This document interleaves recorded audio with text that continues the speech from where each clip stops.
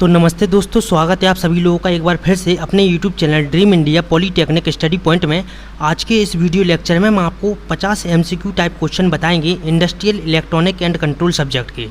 देखिए, ये है आपका वीडियो लेक्चर दूसरा। अगर आपको power plant, transmission, energy conservation के MCQ टाइप क्वेश्चन पढ़ना है तो आप वीडियो के डिस्क्रिप्शन में जाकर आप पढ़ सकते हैं। और आप सभी लोगों की जानकारी के लिए आप लोगों को बता दें कि पूरे YouTube पर आपको कोई भी ऐसा पॉलीटेक्निक का चैनल नहीं है जो आपको एक वीडियो लेक्चर में 50 MCQ टाइप क्वेश्चन पढ़ा रहा हो।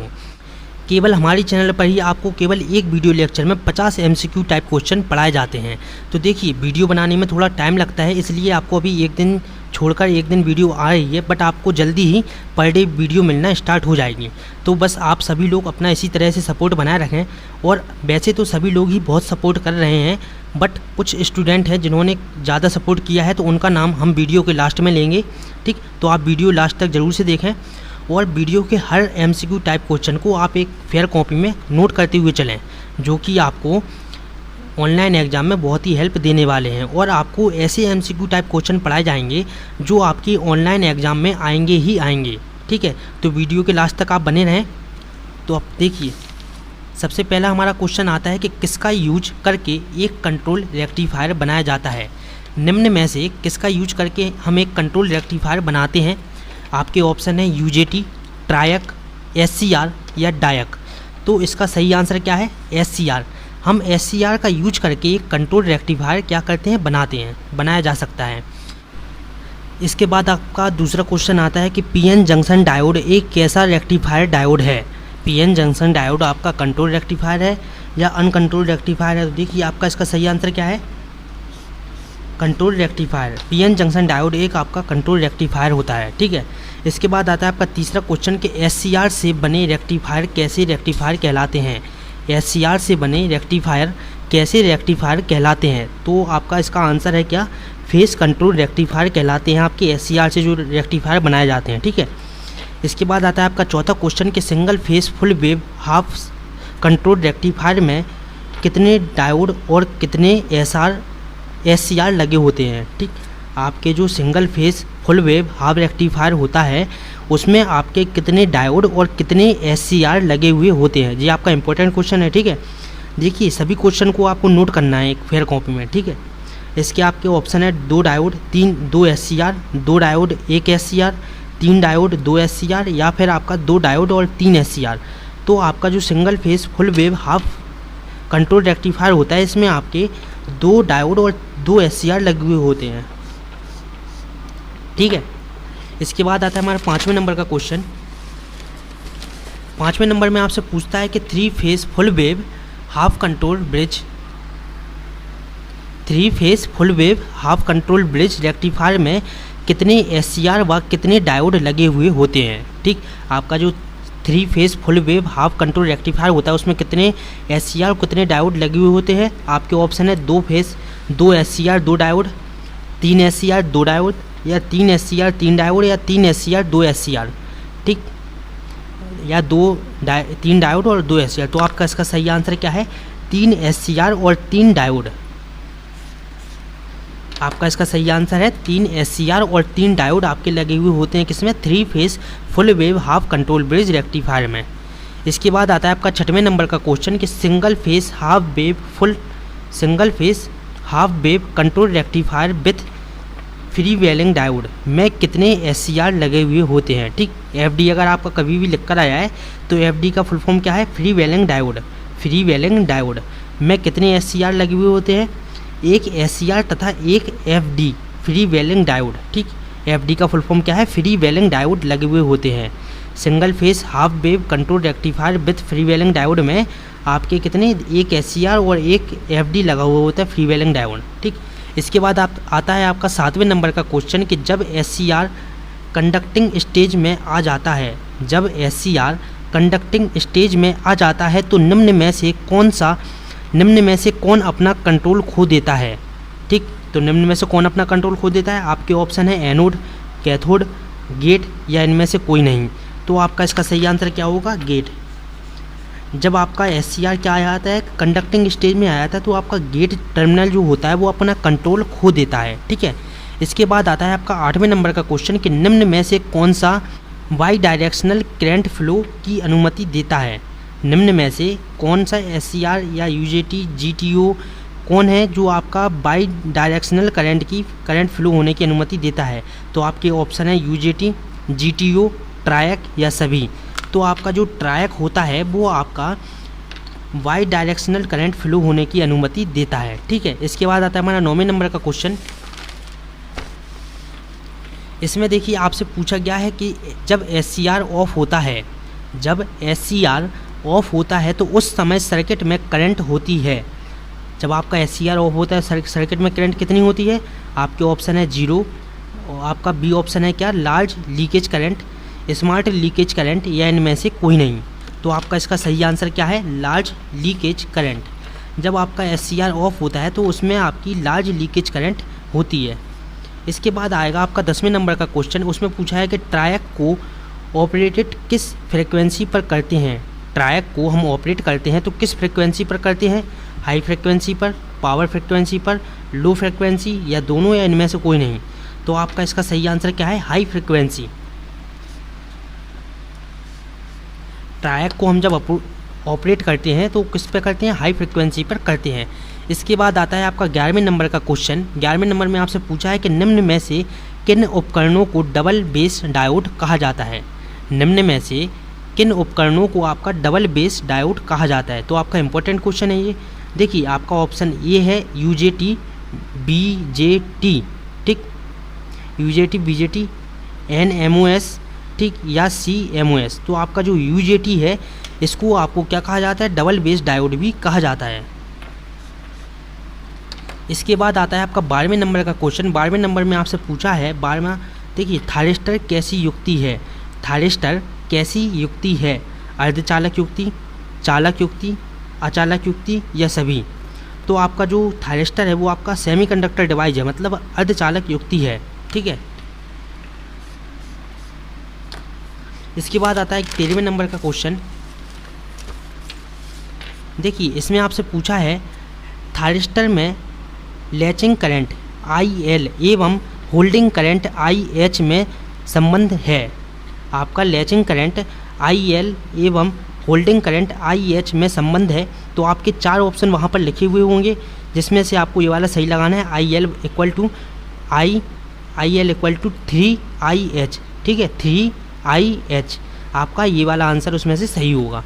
ठीक है, इसके बाद आता है आपका 14वें नंबर का क्वेश्चन कि थारिस्टर का निर्माण कब हुआ था? थारिस्टर का निर्माण कब हुआ था? आपके ऑप्शन है 1947, 1950, 1957 या 1958। तो आपका थारिस्टर का जो निर्माण हुआ था वो हुआ था आपका 1957 में।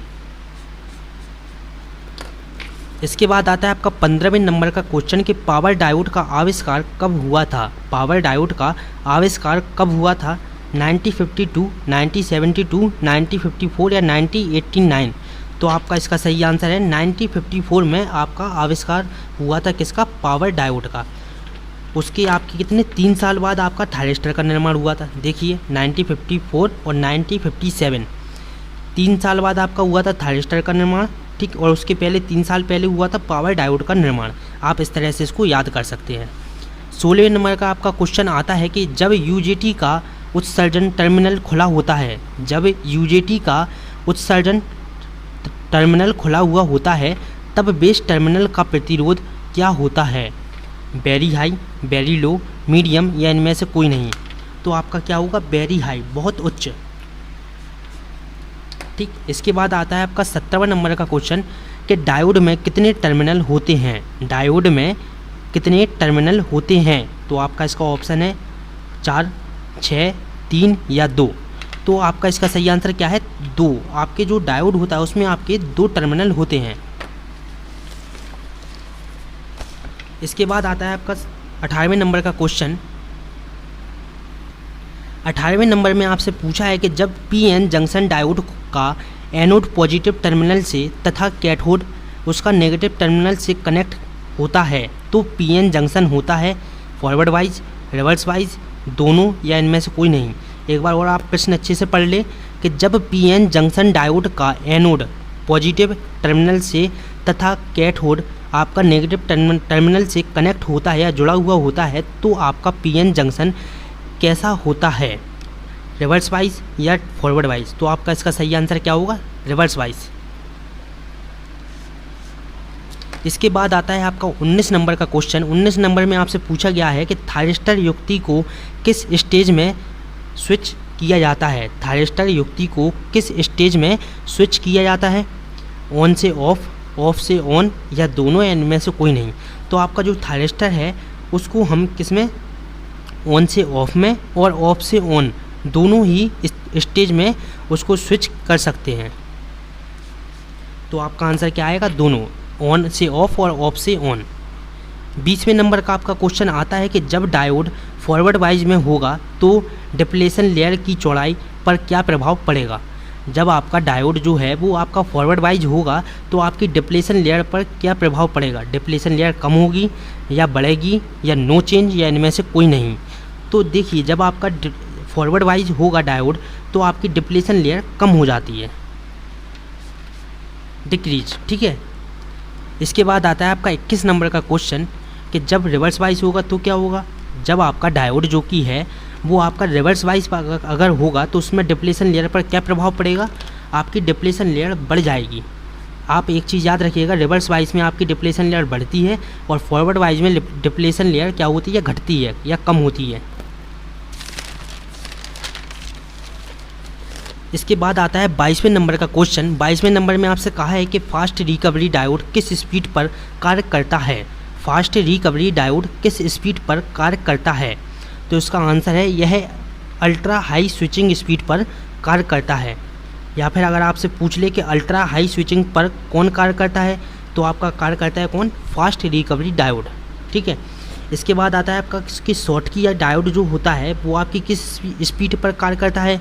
शॉर्टकी डायोड आपकी करता है हाई स्विचिंग स्पीड पर कार्य करता है शॉर्टकी डायोड, ठीक है। आपका जो फास्ट रिकवरी डायोड है अल्ट्रा हाई स्विचिंग और आपका जो शॉर्टकी डायोड है वो करता है हाई स्विचिंग स्पीड पर, ठीक। 24 नंबर का क्वेश्चन जो कि है मोस्ट इम्पॉर्टेंट आपके लिए, आपके इसमें से कम 5 MCQ टाइप क्वेश्चन इसमें बनेंगे, ठीक है। और वैसे आपसे 1 या 2 क्वेश्चन आपके ऑनलाइन एग्ज़ाम में थायरिस्टर से ज़रूर से पूछा जाएगा, इसलिए आपको थायरिस्टर की फुल नॉलेज हम इसमें देने वाले हैं। इसको अच्छे से आप सुने या इसका स्क्रीनशॉट ले लें या इसको नोट कर ले, कुछ भी करें, बट इतने एरिया को आप याद ज़रूर से करें। देखिए यह एक इलेक्ट्रो स्विचिंग होता है। आपका जो थायरिस्टर होता है यह एक इलेक्ट्रो स्विचिंग डिवाइस होता है जो कि हाई फ्रिक्वेंसी पर ऑपरेट होता है। यह एक सेमीकंडक्टर डिवाइस है। यह 3 या 3 से अधिक जंक्शन वाली युक्ति है, PN, ठीक है। यह AC को DC में और DC को AC में चेंज करता है। ये चीज़ आप ध्यान से सुनिएगा, यह AC को DC में और DC को AC में चेंज करता है, ठीक। इसके बाद आप इसमें आगे लिखेंगे ये आपकी हाई फ्रिक्वेंसी AC को लो फ्रिक्वेंसी AC में चेंज करता है। और इसके बाद यह एक बाई स्टेबल डिवाइस होता है, बाई स्टेबल डिवाइस होता है जिसे ऑन से ऑफ तथा ऑफ से ऑन स्थिति में एक स्टैटिक स्विच की भांति कार्य करता है, ठीक। आपकी ये क्या होता है, ऑन से ऑफ और ऑफ से ऑन स्थिति में एक स्टैटिक स्विच की भांति कार्य करता है आपका क्या, थायरिस्टर। तो अगर आपसे पूछ ले कि आपकी AC को DC में और DC को AC में कौन बदलता है तो आप क्या लिखेंगे, थायरिस्टर। अगर आपसे पूछ ले आपका ये जो थायरिस्टर है वो एक कैसी डिवाइस है तो सेमीकंडक्टर डिवाइस है, ठीक। यह एक इलेक्ट्रो स्विचिंग डिवाइस है जो कि हाई फ्रिक्वेंसी पर ऑपरेट होता है। आपकी हाई फ्रिक्वेंसी पर ऑपरेट कौन होता है, थायरिस्टर। इससे आपके 4 से 5 MCQ टाइप क्वेश्चन जो कि है वो बनेंगे और आप इतनी चीज़ को अच्छे से देख लें, ठीक। ये AC को DC में, DC को AC में चेंज करता है। ये हाई फ्रिक्वेंसी AC को लो फ्रिक्वेंसी AC में चेंज करता है, ठीक है। इसके बाद आता है आपका 25 नंबर का क्वेश्चन कि जब डायोड रिवर्स वाइज में होगा तो सर्किट कैसा होगा। जब आपका डायोड रिवर्स वाइज में होगा तो आपका सर्किट कैसा होगा, ओपन सर्किट, क्लोज सर्किट, दोनों या इनमें से कोई नहीं। तो देखिए जब आपका जो डायोड है वो रिवर्स वाइज होगा तो आपका सर्किट होगा ओपन सर्किट। देखिए आराम से आपको इसलिए समझा रहे हैं ताकि आपको अच्छे से सुनाई दे और हर चीज़ एक एक चीज़ क्लियर होती हुई चले। इसके बाद आता है आपका 26 नंबर का क्वेश्चन कि फॉरवर्ड वाइज में पीएन जंक्शन डायोड में कैसे रेजिस्टेंस होता है। आपका जो फॉरवर्ड वाइज में आपका पीएन जंक्शन डायोड में कैसा रेजिस्टेंस होता है, हाई या लो। तो आपका इसका सही आंसर क्या है, हाई। फॉरवर्ड वाइज में पीएन जंक्शन डायोड में हाई रेजिस्टेंस होता है। इसके बाद आता है 27 नंबर का क्वेश्चन कि निम्न में से किस में गेट टर्मिनल नहीं होता है। 2-3 बच्चों को इसमें कंफ्यूज था कि निम्न में से किस में गेट टर्मिनल नहीं होता है। देखिए, तो आपका जो डायक होता है इसमें आपका जो गेट टर्मिनल है वो नहीं होता है। आपका एससीआर में गेट टर्मिनल होता है और ट्रायक में भी आपका गेट टर्मिनल होता है। अगर इसके बारे में आपको डिटेल से जानना है तो पावर प्लांट की जो हमने आपको नोट्स दिए हैं, पढ़ाया गया है, आप वहाँ पर जाकर इसके बारे में डिटेल से पढ़ सकते हैं। ठीक है। 28 नंबर का क्वेश्चन आता है कि यूजेटी का स्विचिंग टाइम कितना होता है। यूजेटी का स्विचिंग टाइम कितना होता है, तो इसके बारे में आप डिटेल से पढ़िएगा। इससे आपका एक एमसीक्यू टाइप क्वेश्चन बन सकता है। यूजेटी एक उच्च क्षमता वाला स्विच होता है। यूजेटी क्या होता है, उच्च क्षमता वाला स्विच होता है। इसका स्विचिंग टाइम नैनो सेकंड से भी कम होता है। देखिए, इस चीज़ को आप गौर करिएगा। इसका जो स्विचिंग टाइम होता है वो क्या होता है, एक नैनो सेकंड से भी आपका कम होता है इसका स्विचिंग टाइम। अतः इसका यूज रिलैक्सेशन ऑक्सीलेट्स के रूप में होता है। ठीक है। 29 नंबर का आपका जो प्रश्न है, देखिए 29 नंबर प्रश्न का आप इसका स्क्रीनशॉट ले लें। आपका जो कि है इन चारों में से एक का फुल फॉर्म आपसे ज़रूर से पूछा जाएगा। ठीक, तो आप इसका स्क्रीनशॉट ले लें या इसको लिख लें कि एससीआर का फुल फॉर्म क्या होता है, silicon control rectifier, silicon control rectifier. ठीक है। डायक का आपका फुल फॉर्म है वो क्या होता है, diode for alternating current. Triac का फुल फॉर्म होता है आपका ट्रायोड फॉर अल्टरनेटिंग करंट। और यूजेटी का फुल फॉर्म होता है uni junction transistor, uni junction transistor. ठीक है। इसके बाद आता है आपका 30 नंबर का क्वेश्चन कि थायरिस्टर माउंट टेक्निक, जो आपकी थायरिस्टर माउंटिंग टेक्निक है, इससे आपके 2-3 क्वेश्चन जो कि है वो बन सकते हैं। पहला क्वेश्चन है आपका, यदि लोड करंट 1 एम्पियर से कम होगा, यदि लोड करंट आपका 1 एम्पियर से कम होगा तो कौन से माउंटिंग एससीआर यूज होगा। आपका कौन सा माउंटिंग एससीआर यूज होगा, आपकी एक टेक्निक होती है थायरिस्टर माउंटिंग टेक्निक, उसके अंतर्गत ये आपका क्वेश्चन बन सकता है। आपका जो ए है stud mounting, press fit mounting, lead mounting या बेल्ट डाउन माउंटिंग। तो आपका इसका सही आंसर क्या है, लीड माउंटिंग। यदि लोड करंट 1 एम्पियर से कम होगा तो आपकी लीड माउंटिंग एससीआर का यूज होगा। ठीक है। इसके बाद आता है आपका 31 नंबर का क्वेश्चन कि व्यापक रूप से उपयोग किया जाता है, ऐसा कौन सा माउंटिंग है जो आपकी व्यापक रूप से उपयोग की जाती है। देखिए, तो स्टड माउंटिंग का उपयोग फ्लेक्सिबल, लचीला तथा खुरदरेपन के कारण व्यापक रूप से इसका उपयोग किया जाता है। ठीक है। 32 नंबर का आपका क्वेश्चन आता है कि ट्रायक में कितने लेयर होते हैं। ये सभी को पता होना चाहिए। ठीक, ये तो बेसिक है एकदम कि ट्रायक में कितने लेयर होते हैं। आपके ऑप्शन है 2, 4, 5 या 7। तो इसका सही आंसर क्या है, सभी लोगों को पता है 5। जो आपके ट्रायक हैं इसमें आपके 5 लेयर होते हैं। इसके बाद आता है आपका 33 नंबर का क्वेश्चन कि गेट टर्मिनल का यूज एससीआर को क्या देने के लिए किया जाता है। गेट टर्मिनल का यूज एससीआर को क्या देने के लिए किया जाता है। तो आप 3-4 ऑप्शन अपने मन से यहाँ पर लिख सकते हैं और इसका सही आंसर क्या होगा, पल्स सिग्नल। ठीक, आपका जो गेट टर्मिनल है वो एससीआर को पल्स सिग्नल देता है।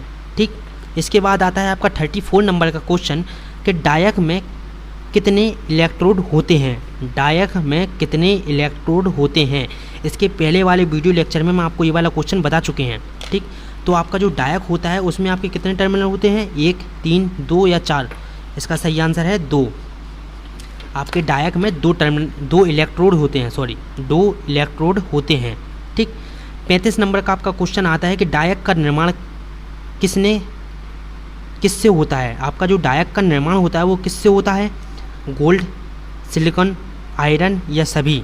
तो इसका सही आंसर क्या होगा, आपका जो डायक का निर्माण होता है वो किससे होता है, सिलिकॉन से। इसके बाद आता है आपका 36 नंबर का क्वेश्चन कि निम्न में से कौन दोनों दिशाओं में चल सकता है, चाहे गेट सिग्नल पॉजिटिव हो या नेगेटिव हो। निम्न में से ऐसा कौन सा आपका डायोड है, ठीक, या थायरिस्टर है जो आपका दोनों दिशाओं में चल सकता है, चाहे गेट सिग्नल आपका पॉजिटिव हो या नेगेटिव। तो इसके ऑप्शन है आपके SCR, डायक, ट्रायक या सभी। इसका सही आंसर क्या है? आपका जो ट्रायक होता है ये आपकी दोनों दिशाओं में चल सकता है, ये टर्मिनल आपका पॉजिटिव हो या नेगेटिव हो। इसके बाद आता है आपका 37 नंबर का क्वेश्चन। 37 नंबर के क्वेश्चन में आपसे पूछा है कि पंखे व छोटी मोटरों को कंट्रोल करने के लिए हम किसका यूज करते हैं? पंखे तथा छोटी मोटरों को कंट्रोल करने के लिए हम किसका यूज करते हैं? डायक का, SCR का, ट्रायक का या सभी का? तो इसके पहले वाले वीडियो लेक्चर में हमने आपको इससे डिटेल से पढ़ा हुआ था कि ठीक आपका इसका सही आंसर क्या है? ट्रायक। ट्रायक का यूज हम किस में करते हैं? पंखे तथा छोटी मोटरों को कंट्रोल करने के लिए।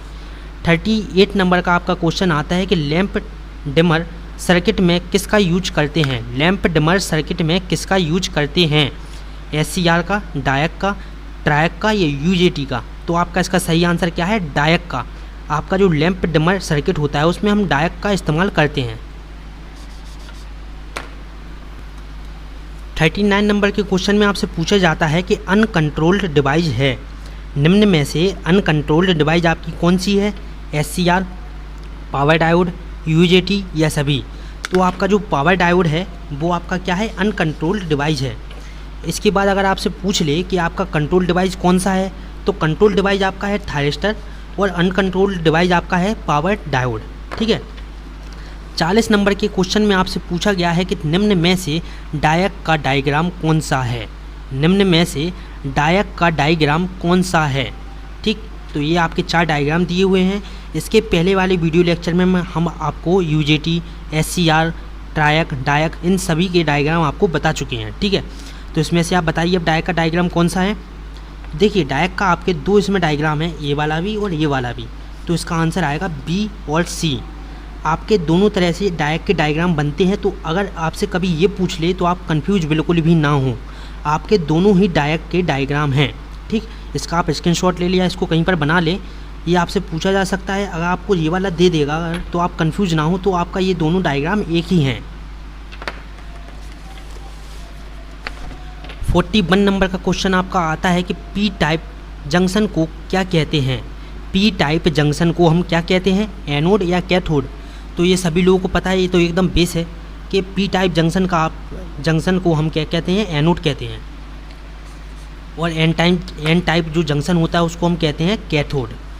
इसके बाद आता है 42 नंबर का क्वेश्चन कि जनरल पर्पस डायोड कहाँ यूज होता है? जनरल पर्पस डायोड जो आपका है वो आपका कहाँ पर यूज होता है? बैटरी में, वेल्डिंग में, UPS, इलेक्ट्रिक प्लेटिंग या सभी? तो आपका जो जनरल पर्पस डायोड है वो आपका इन सभी में उपयोग होता है। अगर आपसे किसी इन चारों में से एक ऑप्शन भी दे तो आपको वो सही होगा। ठीक है, जनरल पर्पस डायोड किस किस में यूज होता है? बैटरी में यूज होता है, वेल्डिंग में यूज होता है, UPS में यूज होता है और इलेक्ट्रोप्लेटिंग में भी आपका जनरल पर्पस डायोड यूज किया जाता है। इसके बाद आता है कि फास्ट रिकवरी डायोड का यूज कहाँ पर होता है? फास्ट रिकवरी डायोड का यूज हम कहाँ पर करते हैं? रेडियो सिग्नल में, डिटेक्टर में और इसके बाद हम करते हैं C ऑप्शन में आपका है बैरियर इंडस्ट्री और सभी। तो इसका भी आंसर क्या है? सभी। आपका जो फास्ट रिकवरी डायोड है इन सभी में आपका यूज किया जाता है। इसके बाद आता है शॉर्टकी डायोड। शॉर्टकी डायोड को कहाँ पर यूज किया जाता है? शॉर्टकी डायोड का यूज हम करते हैं SMPS में, सिंपल एंड कॉम्प्लिकेटेड सर्किट। और इसके बाद C ऑप्शन आपका है शॉर्टकी सर्किट या ये सभी? तो आपका आंसर है सभी। आपका जो शॉर्टकी डायोड है तो इन सभी में आपका कार्य करता है। आपको देखिए शॉर्टकी, फास्ट और जनरल पर्पस डायोड इन सभी के आपको यूज पढ़ना है कि कहाँ कहाँ पर किए जाते हैं। आपसे इनमें से कोई एक ऑप्शन आपको दे दिया जाएगा और बाकी के ऑप्शन आपको गलत दिए जाएंगे। ठीक है। 45 नंबर के क्वेश्चन में आपसे पूछता है कि थायरिस्टर का निर्माण कहाँ हुआ था? थायरिस्टर का निर्माण कहाँ पर हुआ था? सभी लोगों को पता होना चाहिए इसका आंसर। इंडिया में, चाइना में, USA या जापान?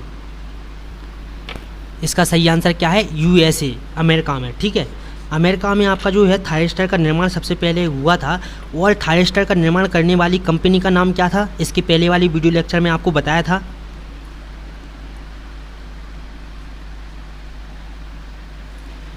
आपकी जो कंपनी का नाम था वो था कंपनी का नाम GEC। और आपका 1957 में थायरिस्टर का निर्माण जो कि है वो हुआ था। इसके बाद आता है आपका 46 नंबर का क्वेश्चन कि ट्रायक की क्षमता कितनी होती है। ट्रायक की क्षमता कितनी होती है, 20 एम्पियर, 35 एम्पियर, 20 एम्पियर या 25 एम्पियर। तो इसका सही आंसर क्या है, तो 25, ठीक 25 एम्पियर आपकी इसकी क्षमता होती है ट्रायक की। इसके बाद आता है 47 नंबर का क्वेश्चन कि थायरिस्टर को ऑफ करने की प्रक्रिया क्या कहलाती है। थायरिस्टर को ऑफ करने की प्रक्रिया क्या कहलाती है। आपका इसका सही आंसर क्या है, कॉम्यूटेशन। ठीक, कॉम्यूटेशन आपकी क्या कहलाती है, थायरिस्टर को ऑफ करने की प्रक्रिया कहलाती है। इसके बाद आता है 48 नंबर का क्वेश्चन कि ऐसे डिवाइस जो एसी को डीसी में कन्वर्ट करते हैं उसको हम क्या कहते हैं। ऐसे डिवाइस जो आपकी एसी को डीसी में कन्वर्ट करते हैं उनको हम क्या कहते हैं। देखिए, एसी को डीसी में आपका कन्वर्ट करते हैं कौन, रेक्टिफायर, इन्वर्टर, चॉपर या रेगुलेटर। तो आपका इसका सही आंसर क्या होगा, रेक्टिफायर। रेक्टिफायर क्या होता है, आपकी एसी को डीसी में कन्वर्ट करता है। ठीक है, इसके बाद आता है आपका 49 नंबर का क्वेश्चन कि डीसी को एसी में कन्वर्ट कौन करता है निम्न में से। तो आपके इसके आंसर हैं रेक्टिफायर, इन्वर्टर, चॉपर या रेगुलेटर। तो आपका इसका सही आंसर क्या है, इन्वर्टर। जो आपका इन्वर्टर है वो एसी को डीसी में कन्वर्ट करता है और आपकी एसी को डीसी में कन्वर्ट करता है रेक्टिफायर और डीसी को एसी में कन्वर्ट करता है आपका इन्वर्टर। ठीक है, इसके बाद 50 नंबर का क्वेश्चन आपको उसका आंसर देना है 50वें नंबर का कि हाई फ्रिक्वेंसी एसी को लो फ्रिक्वेंसी एसी में चेंज कौन करता है। हाई फ्रिक्वेंसी एसी को लो फ्रिक्वेंसी एसी में कौन चेंज करता है, एससीआर, चॉपर, थायरिस्टर या रेगुलेटर। तो इसका आंसर आप लोग कमेंट बॉक्स में देंगे और सभी लोग इसका आंसर देंगे। ठीक है, तो देखिए आज के वीडियो लेक्चर में हमने 50 MCQ टाइप क्वेश्चन पढ़े हैं इंडस्ट्रियल, इलेक्ट्रॉनिक और एंड कंट्रोल की। ठीक है, और देखिए आप सभी लोगों ने चैनल को बहुत सपोर्ट किया है, तो एक बार सभी लोगों को दिल से धन्यवाद। और जिन्होंने चैनल को सबसे ज़्यादा सपोर्ट किया है उनके नाम हैं अजीत, अश्विन, नीलेश और सचिन वर्मा। इन सभी लोगों ने वीडियो में कहीं पर भी कुछ भी गलती हुई है तो बताया है। ठीक, और कमेंट बॉक्स में अपने डाउट भी क्लियर किए हैं। तो इसी तरह से आप लोग भी बताएं, अगर वीडियो में कहीं भी कुछ भी गलती होती है तो उसको अगली वीडियो लेक्चर में सुधार करा दिया जाएगा। बट आप लोग उस गलती को बताएं भी, और आपको जो भी डाउट हो, जो भी मन में क्वेश्चन हो तो कमेंट बॉक्स में आप उसको पूछ सकते हैं। आपको 24 घंटे के अंदर अंदर उसका रिप्लाई दे दिया जाएगा। ठीक है, देखिए आपको पर डे वीडियो हम भी दे सकते हैं, बट आपको आध घंटे के अंदर 20 क्वेश्चन हमको नहीं पढ़ाना है। ठीक है, कोशिश ये रहती है कि आध घंटे के अंदर अंदर आपको ज़्यादा से ज़्यादा MCQ टाइप क्वेश्चन पढ़ाए जाएं और उनको समझाया जाए। ठीक, क्योंकि हमारे पास टाइम बचा है कम। आप इन्हीं MCQ टाइप क्वेश्चन को अच्छे से फेयर कॉपी पर लिखें, उनको रिवीजन करें बार बार, तो आपको ये पूरे MCQ टाइप क्वेश्चन अच्छे से रिवीजन और याद हो जाएंगे आराम से। ठीक है, टाइम इतना पर्याप्त है, बट आपको आध घंटे के अंदर हम 20 क्वेश्चन दें तो इस तरह से आपका टाइम बर्बाद होगा। इसलिए हम आध घंटे में आपको 50 क्वेश्चन कराने की कोशिश करते हैं, और इसलिए आपका जो कि है वो वीडियो बनने में थोड़ा टाइम लग रहा है बस। बट जल्दी ही आपको पर डे MCQ क्लास मिलना स्टार्ट हो जाएगी। और देखिए आपके जो पेपर के पहले एक बार चैनल पर आपका टेस्ट भी ले लिया जाएगा, और आपकी जो रिवीजन क्लास है, जिन्होंने अभी भी कुछ नहीं पढ़ा है तो उनके लिए भी एक वीडियो आएगी हर सब्जेक्ट की। ठीक, उसमें आपको सारे MCQ टाइप क्वेश्चन रिवीजन कराए जाएंगे। तो जो ये वीडियो देख रहे हैं वो भी वो रिवीजन वाली वीडियो देखें, ताकि उनका भी एक बार रिवीजन हो जाए। तो चलिए मिलते हैं अगले वीडियो लेक्चर में। अगर वीडियो अच्छी लगी हो तो लाइक, कमेंट और अपने दोस्तों के साथ शेयर ज़रूर से करें। सभी लोग वीडियो को ज़्यादा से ज़्यादा शेयर करें। 1000 की फैमिली हमारे चैनल पर कंप्लीट होने वाली है। जल्दी ही 1000 की फैमिली हमारे चैनल पर कंप्लीट हो जाएगी। आप सभी लोग बस अपनी इसी तरह से सपोर्ट बनाए रखें। वीडियो को ज़्यादा से ज़्यादा अपने दोस्तों के साथ शेयर करें, जिनको पता नहीं है उनको भी बताएं। ठीक है, तो मिलते हैं अगले वीडियो लेक्चर में। नमस्ते।